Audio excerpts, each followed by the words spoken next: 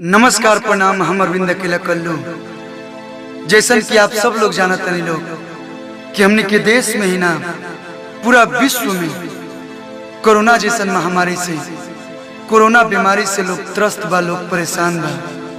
और वही परेशानी में भी हमनी के जान के सुरक्षा करे खातिर अपन जान के बाजी लगा के हमनी के सुरक्षा करता लोग।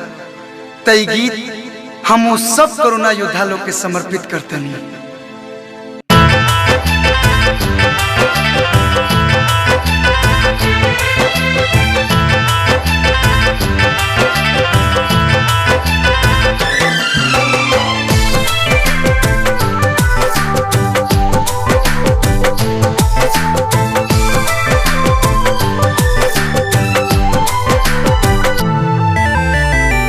डॉक्टर सफाई कर्मी, डॉक्टर सफाई कर्मी, मीडिया या जवान के बड़वे सलाम मोरा देश के किसान के, बड़वे सलाम मोरा देश के किसान के, बड़वे सलाम मोरा।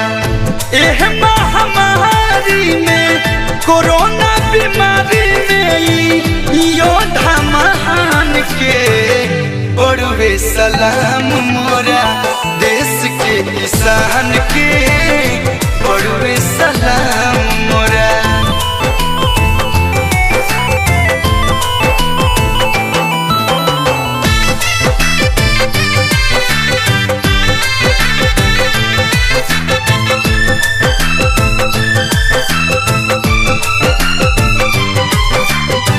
रात दिन जागी एगो जान के बचावे हो, रात दिन जागी एगो जान के बचावे। आनावा उगा के एगो बेटा बचियावे। भारत माता के मोदी, भारत माता के मोदी वीर हनुमान के बड़वे सलाम मोरा देश के किसान के, बड़वे सलाम मोरा।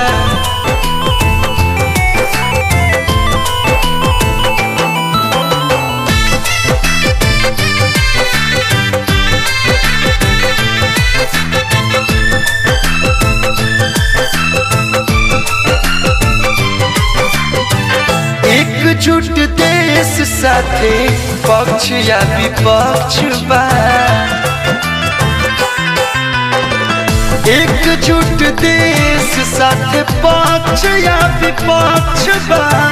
कोरोना भगावे खातिर ठनले सभे लक्ष्य बा। हारी अब कोरोना जीत, हारी अब कोरोना जीत होई हिंदुस्तान के, बड़वे सलाम मोरा देश के किसान के, बड़वे सलाम मोरा देश के जवान के, बड़वे सलाम मोरा। हारेगा कोरोना, जीतेगा भारत।